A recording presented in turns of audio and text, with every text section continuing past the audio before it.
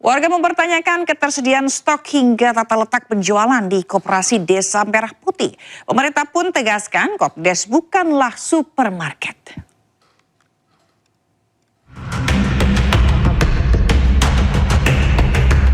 Koperasi Desa Merah Putih kembali menjadi sorotan. Kali ini warga mempertanyakan kelengkapan isinya. Lantaran kebanyakan rak-rak di KDMP masih kosong, warga pun membandingkannya dengan supermarket besar.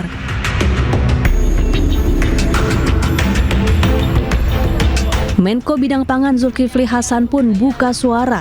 Zulhas tegaskan Kopdes Merah Putih bukanlah supermarket. Kopdes itu yang salah paham banyak dianggap seperti supermarket. Ya, para koperasi itu, Kopdes itu adalah infrastruktur pemerintah. Dua sebagai opteker. Jadi fungsinya sebagai infrastruktur pemerintah, dua sebagai opteker.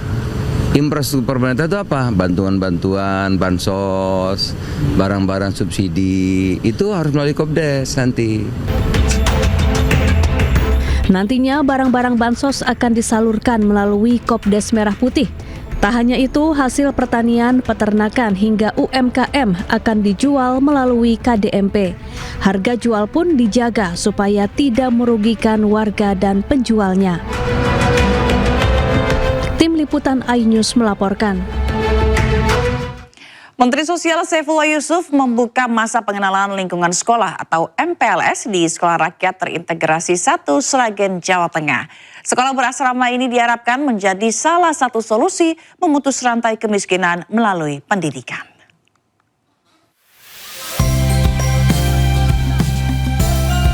Menteri Sosial Saifullah Yusuf atau Gus Ipul didampingi Wakil Menteri Sosial Agus Jabo Priyono membuka masa pengenalan lingkungan sekolah di Sekolah Rakyat Terintegrasi 1 Sragen, Jawa Tengah pada Selasa pagi. Kedatangan Menteri Sosial disambut atraksi baris berbaris, pencak silat, dan paduan suara dari para siswa. Pembukaan MPLS diikuti perwakilan sekolah rakyat dari wilayah Solo Raya, sementara peserta dari berbagai daerah di Indonesia mengikuti kegiatan secara daring. Sekolah Rakyat Terintegrasi 1 Sragen menerapkan sistem asrama dan diperuntukkan bagi anak-anak dari keluarga prasejahtera. Seluruh kebutuhan siswa ditanggung oleh negara.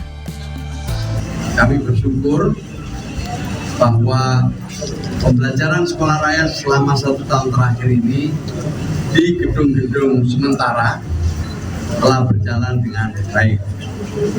Ada tantangan-tantangan di tahap awal di masa-masa pembelajaran, tetapi 2-3 bulan kemudian alhamdulillah semua sudah bisa beradaptasi menyesuaikan dengan proses pembelajaran yang ada di lingkungan sekolah rakyat. Kami berharap pada seluruh jajaran keluarga besar sekolah rakyat untuk bisa memanfaatkan dengan baik fasilitas yang luar biasa ini. Salah satu orang tua siswa mengaku bersyukur putrinya diterima di sekolah rakyat. Menurutnya, program ini menjadi harapan besar bagi keluarga dengan keterbatasan ekonomi agar anak tetap dapat mengenyam pendidikan berkualitas.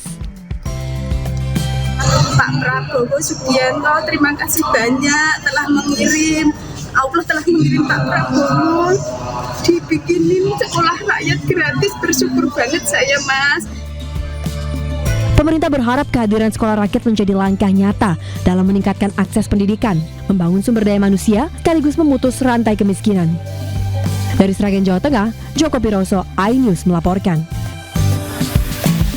Pemirsa, Penasihat Khusus Presiden Bidang Ketenagakerjaan dan Kesejahteraan Buruh Said Iqbal mengungkap BPJS Ketenagakerjaan memberikan restu terkait rencana pembebasan pajak JHT jadi 0%. Said Iqbal juga sudah bertemu Menteri Keuangan untuk membahas sistem perpajakan jaminan hari tua.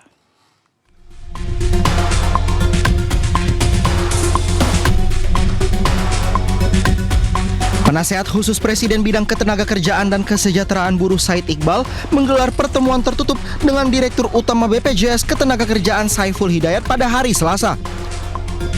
Pertemuan itu membahas mengenai agenda krusial mulai dari reformasi sistem perpajakan jaminan hari tua, penyelarasan data pemutusan hubungan kerja, hingga program pemberdayaan ekonomi untuk para penerima manfaat JHT.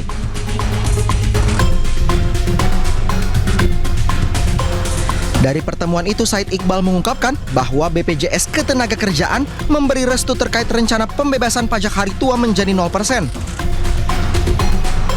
Hal ini demi mewujudkan asas keadilan bagi para pekerja.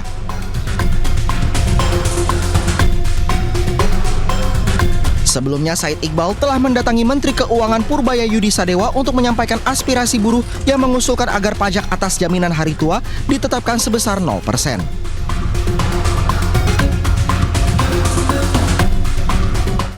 Pemirsa, Gubernur Jakarta Pramono Anung mengecek pembangunan LRT rute Velodrome Manggarai. Rencananya jalur ini akan mulai beroperasi pada Agustus 2026.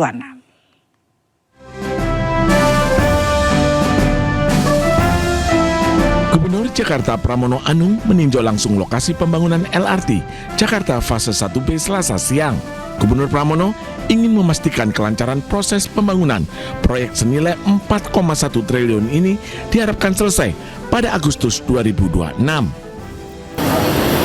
Semua aktivitas ini sepenuhnya dilakukan oleh anak bangsa melalui PT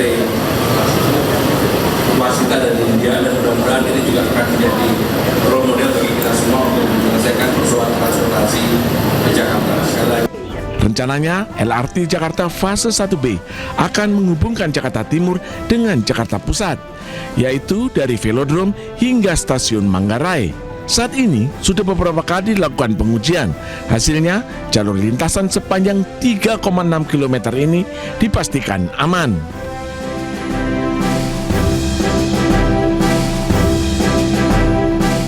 Wakil Presiden RI Gibran Rakabuming Raka melaksanakan kunjungan kerja ke Kabupaten Lampung Timur, Lampung. Wapres Gibran mengecek langsung pembangunan jembatan Wai Bungur di Lampung Timur.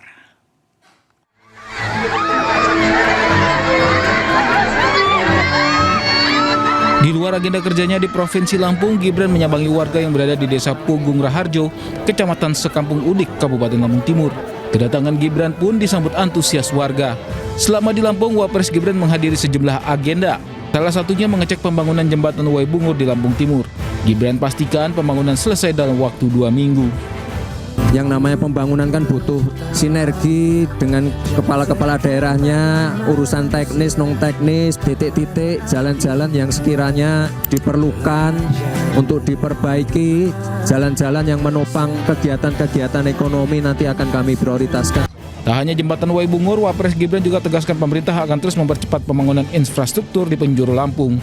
Tim Liputan iNews melaporkan.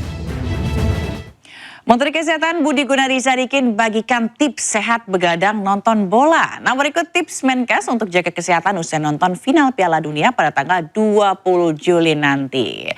Dan informasi ini sekaligus menutup Pemimpin Rakyat hari ini. Temukan informasi-informasi terbaru lainnya di www.inews.id, dan cuplikan tayangan berita iNews dapat Anda saksikan di kanal YouTube @officialinews.